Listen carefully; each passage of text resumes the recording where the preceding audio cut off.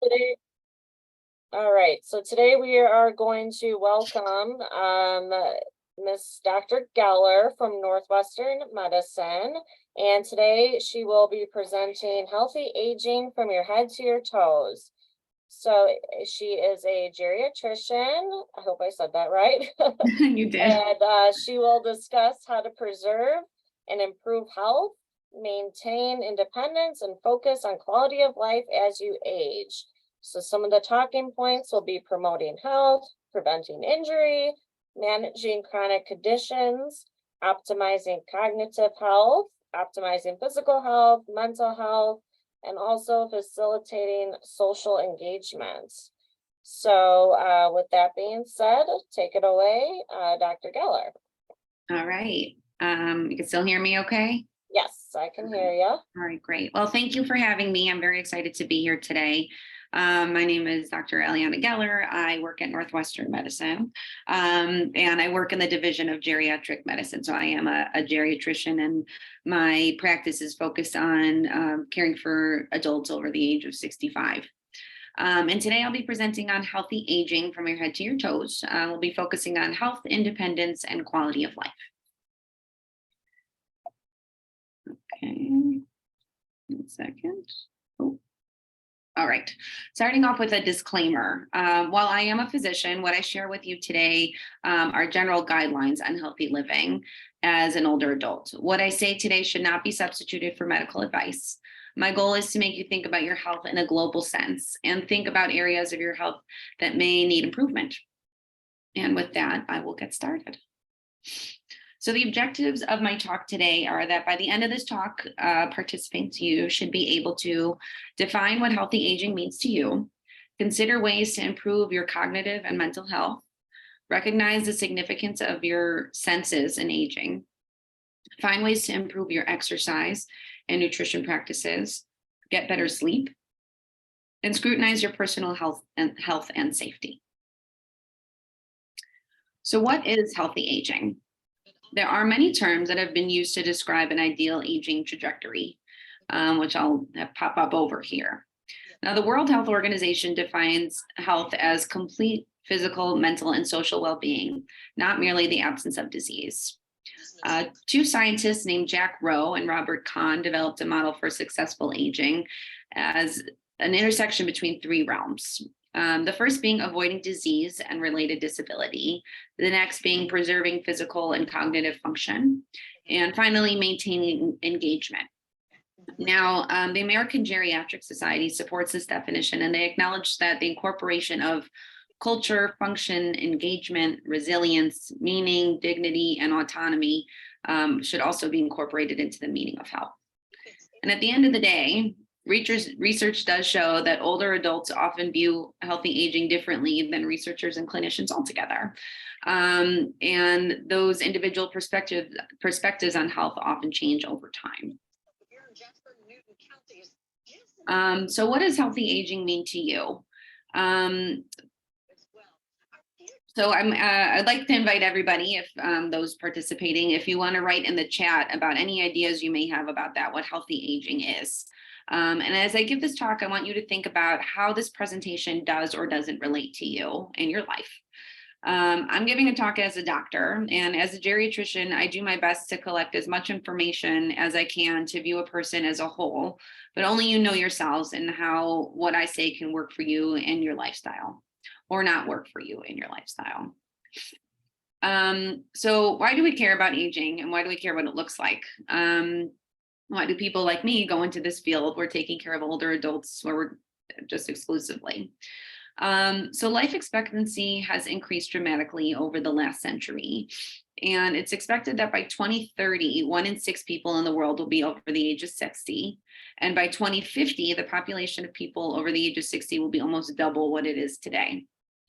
There are a lot of people, and so that's a lot of people. And what I'm about to say can affect all of them. And that's why I think this is important. And that's why I think a lot of people and a lot of institutions and organizations too feel it's important. So there are anatomic and physiologic changes that with aging that influence our health. And I hope that my talk today will address the changes and where we can promote health amongst them. So longer life provides opportunity for personal and communal fulfillment, but can also be associated with illness, discomfort, disability, and dependence. It is up to healthcare providers and individuals themselves to optimize function and quality of life and reduce morbidity and frailty as we age. That brings me to the meat of this talk, where I'll discuss the importance of engaging in regular physical activity, engaging in regular mental activity, avoiding isolation and facilitating social engagement, eating a healthy, balanced, and nutritious diet, getting adequate sleep, addressing sensory impairment, among some other things that we'll get into. So I'm going to start off by talking about optimizing cognitive health. Now, cognition is what is cognition? This is a word that's thrown around a lot and does have a greater meaning. So it is the mental action or process of acquiring knowledge and understanding through thought, experience, and the senses. Cognition is how our brain processes information from the world around us and from within ourselves. In the normal aging process, the brain and body begin to slow. Changes are mild. There is natural slowing or decrease in efficiency of the body. And changes in the brain can manifest as trouble recalling names or places and people. It can also take longer to register certain information. And beyond normal cognitive changes with aging, sorry about that. Okay. Sorry about that.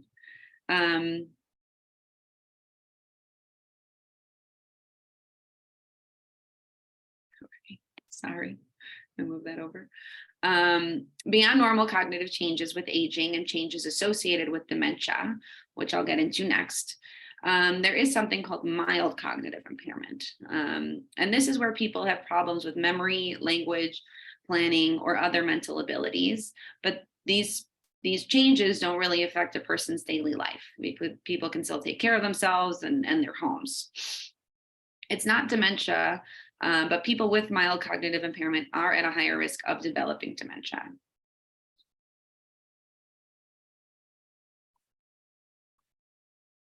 Dementia is not a normal part of aging. It is a progressive disease that causes a breakdown in cognitive function, resulting in both mental and physical deficits that worsen with time.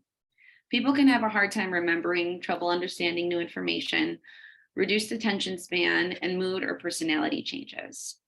It's estimated that 7% of adults over 60 experience dementia. There are many factors that contribute to more significant cognitive changes that go beyond normal aging, which kind of fall into the realm of dementia. And these risk factors include family history of dementia, depression or stress, serious head injury, high blood pressure or cholesterol, smoking, alcohol abuse, diabetes, and inactive lifestyle. Some causes of dementia include Alzheimer's disease, which is a brain disease that alters the brain, strokes or mini strokes, and these affect the blood flow and oxygen delivery to the brain.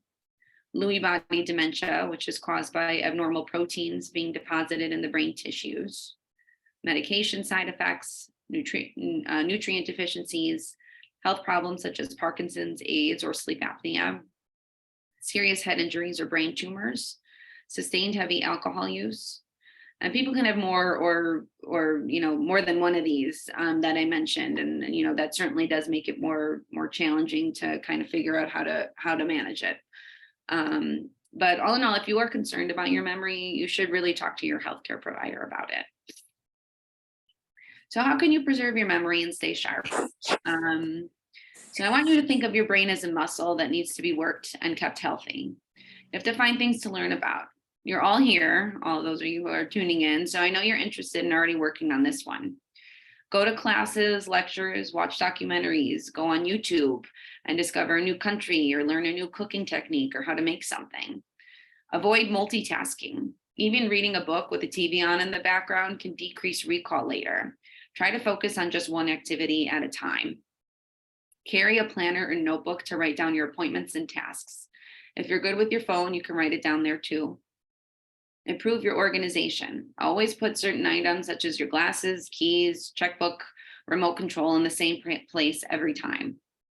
If you forget why you came into a room to get something, when you're about to get up to get it, say or sing the item or the reason for going to the next room out loud, or repeat it until you get there to where you need to go. And also see your doctor regularly and check in on how your memory is doing. This brings me to our next topic, which is optimizing your mental health. I'm going to start off by talking about depression, which is a mood disorder that affects daily life. It's associated with sadness, loss of interest in activities that a person used to enjoy, changes in weight and appetite, sleep disorders or problems, irritability, decreased energy, feeling of hopelessness or excessive guilt, trouble concentrating, and at its worst, thoughts of death or suicide. I've added on the right side of the page here a screening tool that I use in my office to assess someone's risk for depression, where we'll kind of go through these questions and give a score, and that will help guide us on who may need treatment or some extra attention regarding their mood. If you or someone you know is experiencing any of these things, it's important to address them with your healthcare provider and seek treatment. Initial treatment options generally include psychotherapy or talk therapy or antidepressant medication. Another option is support groups, and you can find resources for this at the National Alliance on Mental Illness.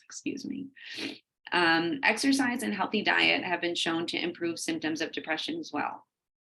Managing your medical problems has also shown to be helpful. And if you or someone you know is contemplating suicide, please call 988, the Suicide Crisis Hotline. The next topic on mood is going to be anxiety. And anxiety disorders occur when a person's worry lasts a long time or gets worse with time. It's not something that you can kind of just pass through. It really sticks with you. And up to 15% of older adults have anxiety disorders. And even more people who have underlying chronic illness have anxiety. For example, it's estimated that about 40% of people with COPD struggle with anxiety. Now, symptoms of anxiety may include difficulty relaxing, trouble concentrating, difficulty falling asleep, irritability, shortness of breath, or rapid heart rate, sweating, headaches, frequent bathroom use. Depression can also occur concomitantly with anxiety, and you could see that there are some overlaps between the two disorders. I've added a screen here on the left that shows a screening tool that we use for anxiety and questions we ask. At the beginning, you see it's called the GAD-7. GAD here stands for Generalized Anxiety Disorder. So stress can make learning and recall more difficult. In so doing, affect cognition. Similar to depression, treatment options can include talk therapy and anti-anxiety medication. And stress-reducing techniques like yoga, meditation, prayer, or journaling can help with managing stress and anxiety as well. Loneliness and social isolation put individuals at increased risk of dementia and other serious medical conditions. Loneliness is a feeling of being alone regardless of the amount of social contact, and social isolation is a lack of social connectedness. Nearly 1 in 4 adults above the age of 65 are considered to be socially isolated. And older adults are at higher risk for loneliness because they are more likely to live alone, experience loss of friends or family, have chronic illness or hearing impairment. Social isolation is associated with about a 50% increase in the risk of dementia, which is really significant. Poor social relationships are associated with higher risk of heart disease and stroke, risk of depression, anxiety, and even suicide. So what can you do if you're experiencing any loneliness? I encourage you to seek help. Speak with your healthcare provider about it, or someone at the YMCA, for example, and they can help get you connected to community resources for help if needed. And on the right side of the screen here, I've listed a few resources that are available through AARP or the Area Agencies on Aging through the Department of Aging, Elder Care Locator, National Council on Aging, and the National Institute on Aging. Now we'll get into talking about our senses and how those influence our health. So age-related hearing loss happens gradually, often without a person noticing. Normal hearing depends on the health of a person's ear, which carries sound, the brain, which interprets sound to have meaning, and the nerves that link the ear to the brain. So you see there's a lot of places here where changes can occur. At least 25% of adults age 60 to 69 and 80% of adults over 80 have significant hearing loss. Because hearing links us to the world and people around us, its loss can result in isolation, depression, dementia, and even falls. Age-related hearing loss has no cure, but devices such as hearing aids can improve hearing. Now, Medicare covers payments for an audiology exam if a physician orders it. However, Medicare and other health insurance plans generally do not pay for hearing aids themselves. Luckily, though, in 2021 and into 2022, the FDA approved over-the-counter regulations for hearing aids, bringing down the prices from thousands to hundreds of dollars for these devices, making them much more attainable. And there have been decent studies that have shown that they're pretty comparable, the more expensive hearing aids and the over-the-counter ones. So they really do have been shown to provide benefit. Now, what can you do if you have difficulty hearing, and how can you have the people around you help out with that? Well, let other people know that you're having hearing loss and let them know how they can better communicate with you. They can't know unless you tell them. Face people directly when speaking with them and ask them to speak slowly and clearly. Eliminate background noise and distraction when possible. Ask your healthcare provider about seeing an audiologist to have your hearing checked also. Now, vision impairment puts individuals at a higher risk for falls, social isolation, depression, and reduced quality of life, similar to hearing impairment. There's a lot of repeated themes here if you haven't figured that out yet. The major causes of vision impairment and blindness in older adults are age-related eye diseases. These include glaucoma, cataracts, and age-related macular degeneration. Glaucoma is a disease that results from increased pressure in the eye that causes damage to the nerves responsible for vision. Cataracts occur when the lens of the eye becomes clouded, causing clouded vision. And macular degeneration is a slow breakdown of light-sensitive tissue in the eye, which causes a loss of central vision. Now, chronic health conditions are more common among people with vision impairment. The most common cause of vision impairment is diabetic retinopathy. This is when high blood sugar damages blood vessels in the retina, which is the light-sensitive layer in the back of the eye. So how can you address your vision health? First, get regular eye exams for early detection and treatment of eye problems. If you're a person with high blood pressure or diabetes, it is recommended that you see an ophthalmologist yearly, as these disease conditions can affect your eye health. Know your family history. Some eye diseases run in the family, and early detection and treatment can prevent progression. Eat a healthy diet that includes foods high in antioxidants, such as dark leafy greens like spinach and kale. And if you haven't already, quit smoking. Next up, we're going to talk about optimizing our physical health. Now, physical activity and exercise can help us stay fit. And we hear the term physical activity a lot, but what is it exactly? It's any activity that involves moving your body. This can include housework, climbing stairs, gardening, or other more specific exercises, kind of like the ones we see in the people in these images.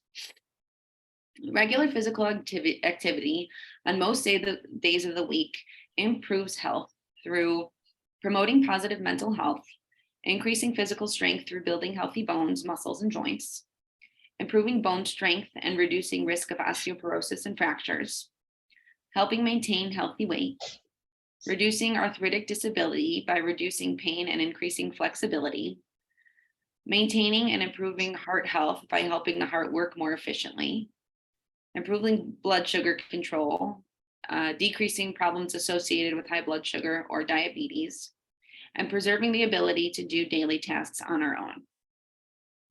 Now, how much should you be exercising and what exercise should you do? One size does not fit all. When I generally give recommendations to my patients, I kind of like to go general and broad rather than give specific guidelines. And there are some out there, like regular exercise 5 days a week for a half hour at a time. And that can be good because it, maybe put into your head that you got to make time in your week for these things. But the way that I generally like to counsel my patients is that first think of what you like or have liked to do for physical activity some point in your life. Did you like to go to classes? Did you like to be outdoors? Did you like to be in a swimming pool? You have to like what you're doing, or at least connect it to something you like, such as playing music or catching up on with a friend on the phone while you do it. Before starting anything new, it's generally a good idea to check in with your healthcare provider, especially if you haven't been active for a while. But start low and go slow. Pick something manageable to do in a time that works for you. If you enjoy walking, for example, take walks regularly. Increase the amount of time you're out by 5 to 10 minutes at a time. Expand your walking radius to include more blocks in your neighborhood, or add one more day of the week to walk more than you do now. You can find a relative or a buddy to join in your activity, and this way you can keep each other accountable. And you put your exercise on your calendar. Think of it as like a doctor's appointment or a physical therapy appointment or any sort of appointment. Make exercise appointments with yourself. Write it down at the beginning of the week and don't be late. So foot problems can lead to trouble getting around. After all, I did mention that I will be discussing healthy aging from your head to your toes. Common foot problems include bunions, hammer toes, calluses, peripheral neuropathy, or altered sensation due to nerve damage, arthritis, heel spurs, tendonitis, ingrown toenails. It's a long list. You can stay active and independent by maintaining foot care and seeking attention from a podiatrist if you have a foot issue. You can practice good foot health by inspecting your feet regularly, trimming your toenails, washing your feet regularly and thoroughly and keeping them dry, and applying lotion to your legs and feet. Make sure you're wearing properly fitted shoes, get sized if you need to, and change your socks daily. Avoid walking barefoot. Doing simple exercises every day can keep your feet in shape. And if you have diabetes or peripheral neuropathy, you should have your feet examined yearly by a healthcare provider, and preferably a podiatrist, which is covered by Medicare also, by the way. So the next big topic we'll discuss is optimizing our diet. A healthy diet can help you avoid malnutrition as you age. Malnutrition can cause a person to be either overnourished or undernourished.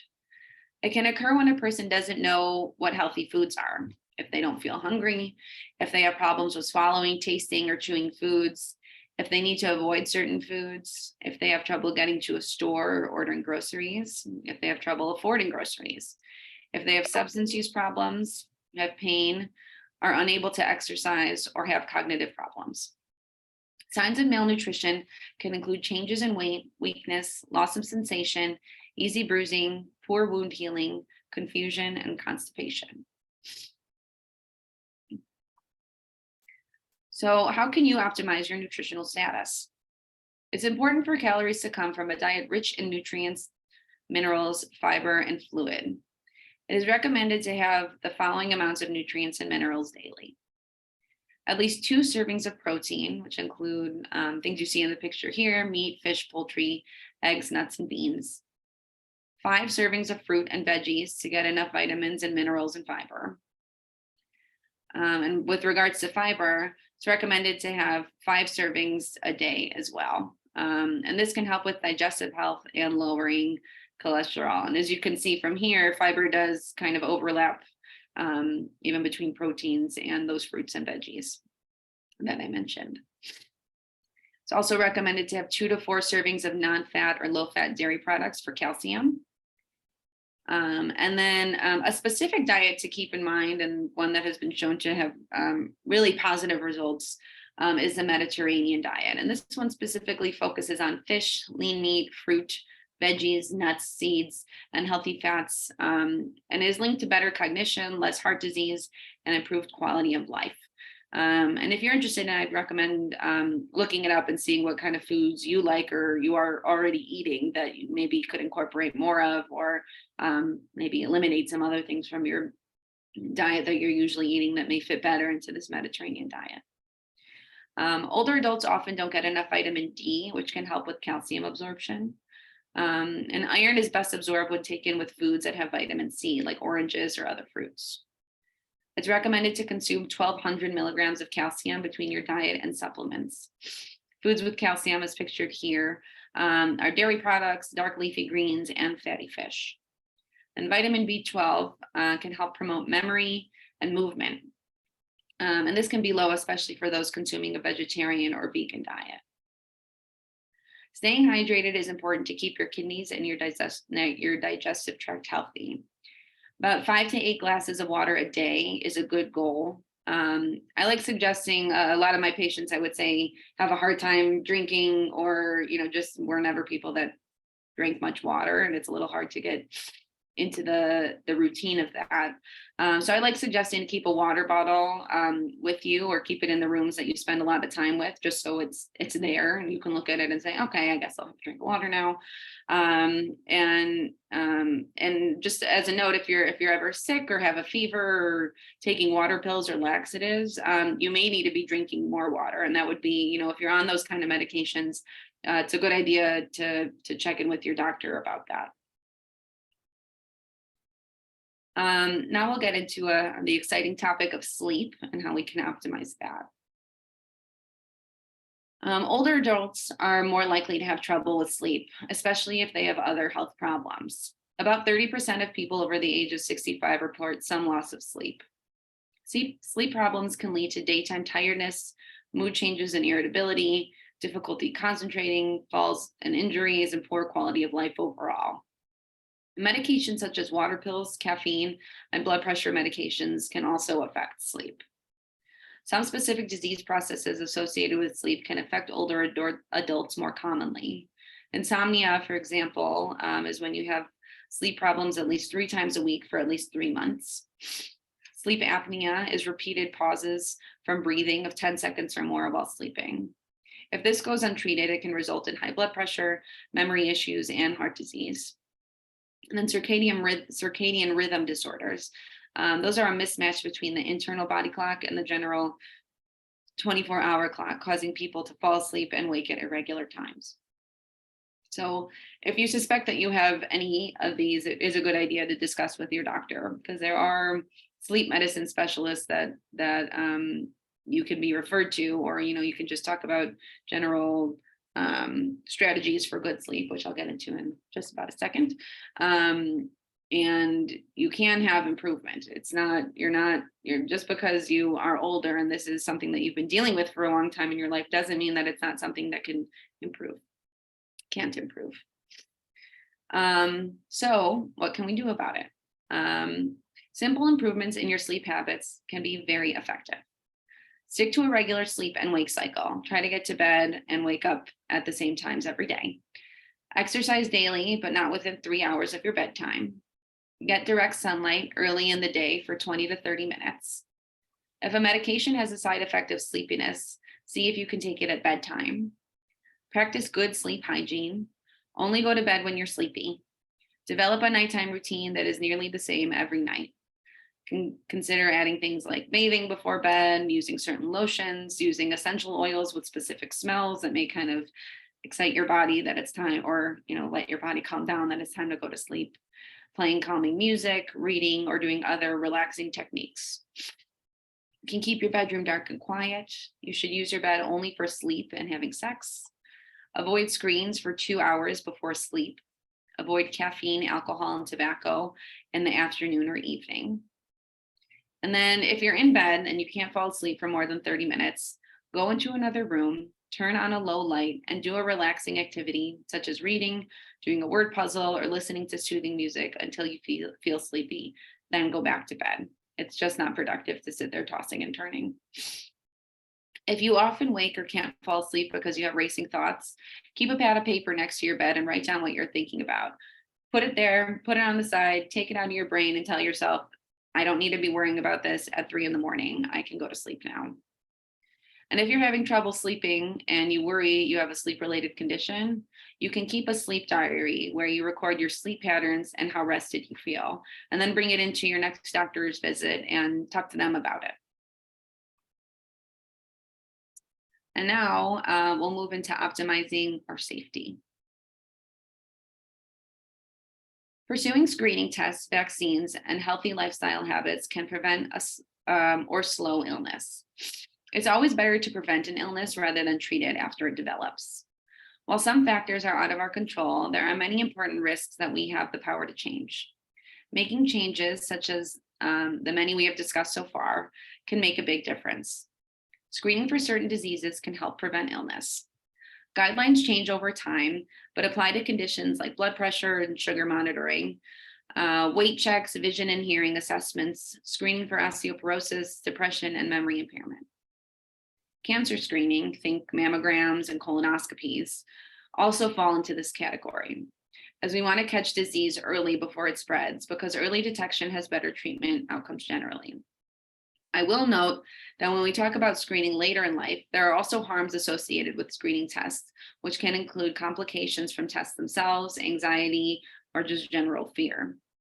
Screening may also detect a cancer that may not have caused any harm or symptoms before a person would live out their days anyways.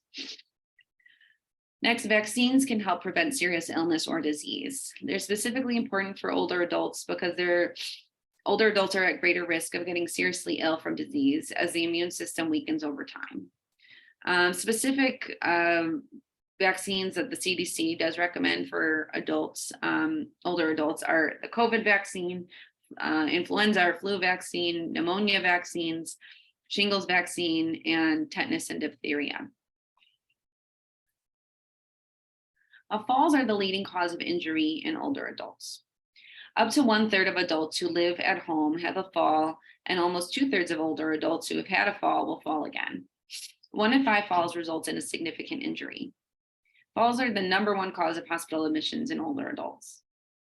If a person falls, they may become afraid of falling, and this fear can lead to less activity and fitness, which can increase the risk of another fall. It's a cycle. There are many risk factors for falling, which include physical factors such as arthritis, muscle weakness, dizziness, foot disorders, vision or hearing problems, reduced sensation in the legs, dementia, and mood disorders. Like I said, we're having a lot of repeated themes here.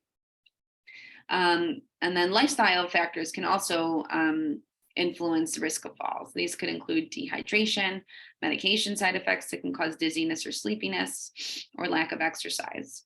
And then environmental factors too, which include shoes that don't fit properly, loose rugs or wires, uneven ground, clutter, ice or snow, and poor use of walking aids. Tell your health provider if you've had a fall. Review your medications with your healthcare provider. See if there are any that may increase your risk of falls, and your provider may be able to change medication or adjust doses. Make a fall prevention plan with your provider. This may include certain exercises, physical therapy, balance training, suggested use of a cane or a walker, change in your shoe wear, or footwear, change in your glasses prescription. Exercise has been shown to decrease falls as well. Make your home safe from falls. Keep cords away from areas where you walk. Remove loose rugs or carpet or tack them to the floor. Use night lights in bedrooms, hallways, and bathrooms. Clean up clutter, especially near a staircase. Put handrails on both sides of the steps or stairs in and outside of the home. Add grab bars near the toilet and bathtub, and non-slip mats or little decals to your tub or shower. Wear firm shoes with a back and traction on the bottom. Avoid loose slippers or socks. Consider a medical alert system or a smart home platform such as Alexa or Google Homes. And these can be, if you have good Wi-Fi in your home, you can kind of have these in different rooms in your home, that if there were ever to be some sort of accident or injury where you were to have a fall and couldn't get up, you can call out to the device and say, call somebody, or call 911, or call, your relative to come by. If you do fall and have loss of consciousness or hit your head, you really should seek medical attention immediately. Don't wait. you got to tell someone, call your doctor's office or get to an emergency room. If you weren't injured, you should still tell your healthcare provider if you had a fall. Now, managing medications can help lower your risk for potential issues such as side effects and medication interactions. Does anyone here ever feel this way after a trip to the pharmacy, seeing this woman with all these medications just surrounded and a little bit overwhelmed? So I recommend that you keep an updated list of your medications with you. Include prescriptions, over-the-counter medications, herbal remedies, vitamins, supplements, also medications that aren't pills, such as inhalers, patches, injections, or creams. Review your medications with your provider or pharmacist. Know why you're taking your medications, how to take them properly, the time of day, or with or without food, and know what potential side effects are so that you could look out for them if you start having them and let your provider know. Monitor for side effects and tell your provider when you experience them. Ask a provider before starting over-the-counter medications. They could interact with your other medications or be contraindicated for you for whatever reason. If you encounter issues such as difficulty opening medicine containers, difficulty reading labels, medication expenses, let somebody know. There are lots of things that we can do, lots of ways that pharmacists can help, lots of ways that even the pharmaceutical companies can help work around some of these things. And that brings me to just some of the resources and organizations that I had mentioned earlier in my talk. And these are really good places to look for a lot of the things that I had mentioned, a lot of these topics. And that is all. Does anyone have any questions?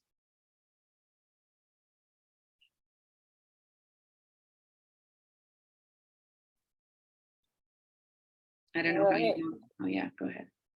Yeah, so, okay, so, thank you again, Dr. Geller, for joining us today.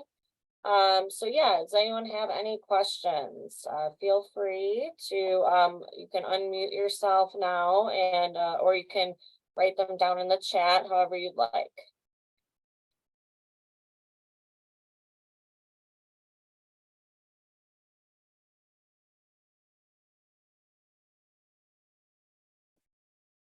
I can also, unmute some of you guys as well. Let's see.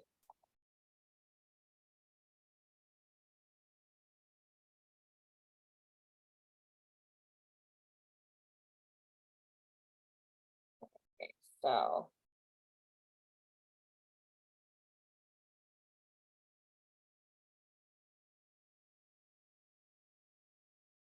All right, so I've asked you all to unmute. If you're having trouble, you can also write some questions down in the chat, or if you look next to your name, there should be way to unmute yourself as well. Okay, some of you have, that's good. We have a new message here as well. The question is, how do you know whether someone is just forgetful or experiencing dementia? That's a very common question I get, I'll say, and certainly a concern for a lot of people. I'll go back to this slide. Let's see, all the way up here. So I mentioned that there's kind of a progression or different stages to memory changes. And at first it starts with normal aging. There are things that are associated. Our brains and our bodies do just change as we get older, and that will affect how we perceive and remember things. Here's the slide. We compare normal aging to dementia. Now, normal aging, there'll be kind of small things like maybe word finding issues or not remembering somebody's name who's not very familiar with you, or that you're not very familiar with, I should say. And then kind of little things, but you're not forgetting major things. You're not forgetting to take your medications every day. You're not forgetting to get to appointments.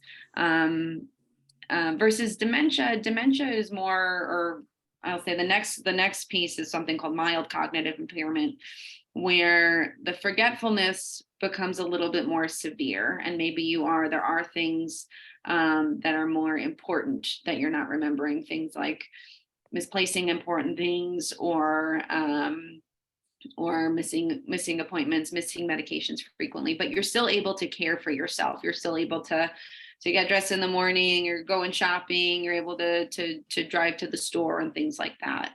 And then when those things get worse, and then people with mild cognitive impairment, as I mentioned, are at a higher risk for developing dementia. Now, dementia is when you kind of fall into this realm of you're forgetting things a lot and you're not able to do things like retain new information or learn new things, or focus as well, but you're also your functioning is affected. So things like maybe being able to get yourself dressed is something that you need help with, or if you're not able to manage your finances anymore and you have trouble using your phone, or being able to do things to care for yourself and you may need extra help. That's usually where dementia falls in. I see some, I hope that answered the question there. And if those are things that you're concerned about, like I said, a lot, it's good to talk to your doctor about those things and see if, there are cognitive assessments we can do to test your memory and see how your brain is functioning, and then ask kind of some follow-up questions. And then, all the things here that I've been talking about really should be able to help you to optimize how your brain is functioning. Let's see, the questionnaires I posted, are those the ones about mental health? I think those are probably the ones you're talking about, the person who just wrote in the chat. This is the geriatric depression screen, and the GAD-7, or the generalized anxiety disorder 7 questions. I think these will be provided in the recording, but you can also just Google these, the geriatric depression screen and GAD-7.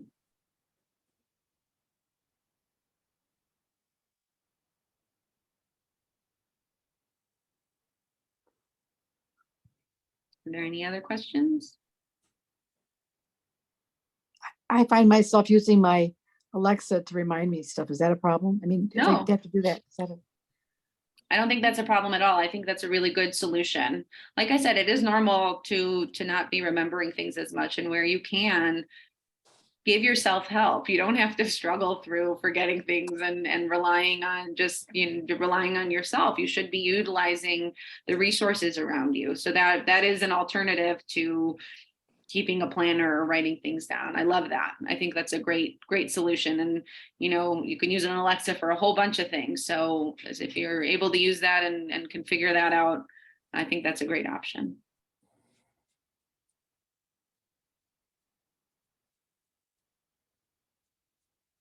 Any other questions that we have? Okay.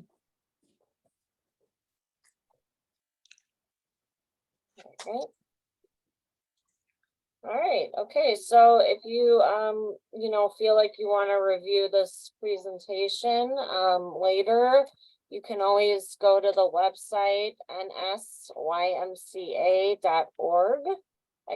I'll put that in the messages just so everybody has it.